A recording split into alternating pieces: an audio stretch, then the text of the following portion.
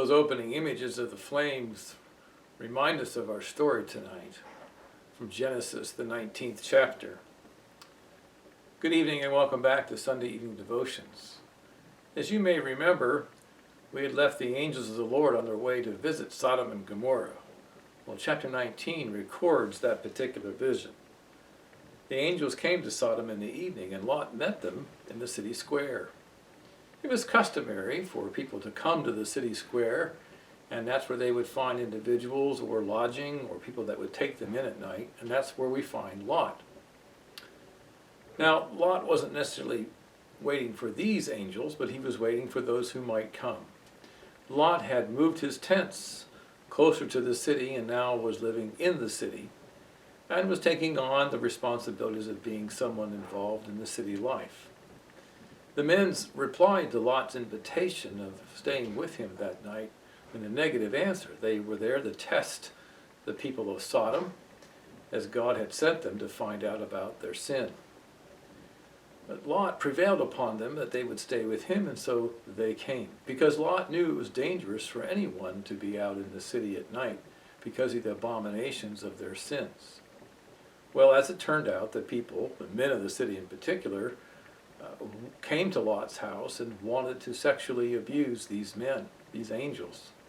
And so they, as they were being tested by the Lord, they rebelled against the Lord's own messengers, and they proved their sinfulness, that they had disregarded and cast aside all of God's natural laws.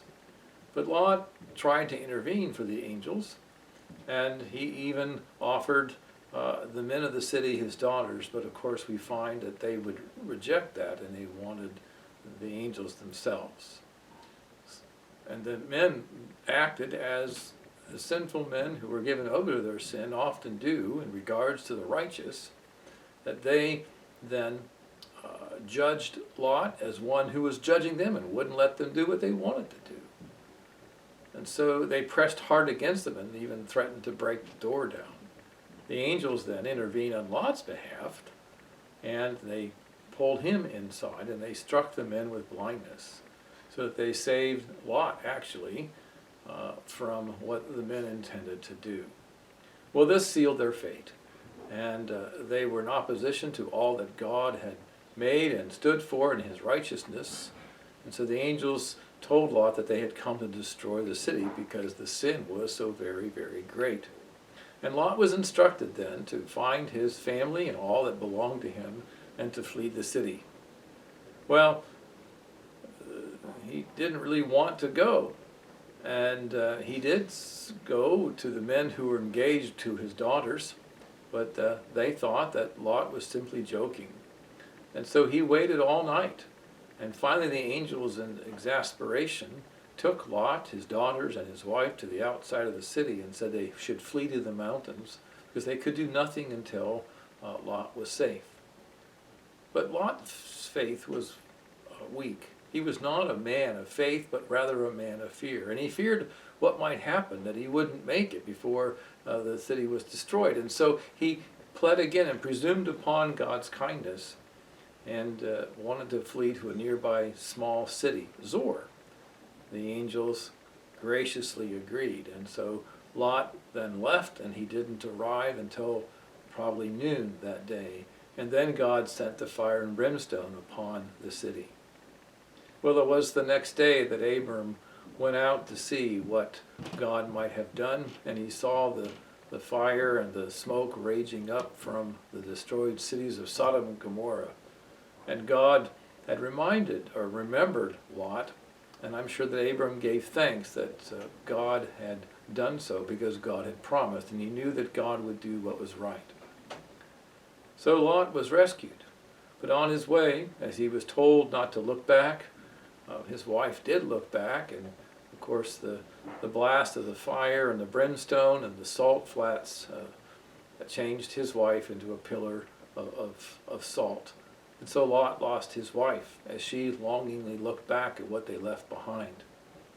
When Lot saw that what had happened, he became fearful yet again and fled to the mountains for fear that the people would yet judge him for what had happened.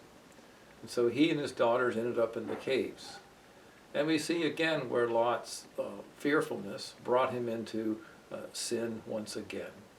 His daughters, therefore, being bereft of their engaged husbands-to-be, being now left alone with their father in fear, decided to commit incest with him that they might continue the family name.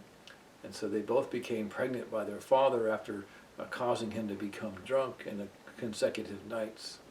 And so from those pregnancies were born the son Moab and the son Ben-Ami, who became the peoples of Moab and Ammon. They would become the enemies of Abraham's descendants, the Israelites. And so Lot lost nearly everything. He lost his wife. He lost his possessions. He lost his covenant inheritance. It was true that the covenant belonged specifically to Abraham, but because he was cut off from Abraham, even that which he had was taken away. And yet, as though saved by a fire, he, we're told in the book of Hebrews, was yet a man of faith, though weak, and saved. So there's a lesson for us, that God is gracious. Even though our faith may be weak, God is gracious and does protect his own, whom he has set his love upon. And yet there's also a warning to us that we should be faithful to God, that we should walk by faith. And there's something else in all this. We see the righteousness of God. It's a fearful thing, as the image of the fire that you saw at the beginning of this video maybe perhaps reminded you of the California fires or some great conflagration that you've seen. We see judgment, we see purification, we see the danger, we can imagine the intense heat, all these things. This is the righteousness of God. To the world and to the sinner, it is a righteousness to judgment. But to the believer, it is a righteousness that saves. You see, it's a righteousness that covers him. In Lot's case, God's righteousness protected him. It covered him as a shield. It is why it's called in Ephesians chapter 6, the breastplate of righteousness. It's what covers us. It protects us from the wrath of God. It's the righteousness of God in Christ imputed to the believer. Well, that's good news. Good night.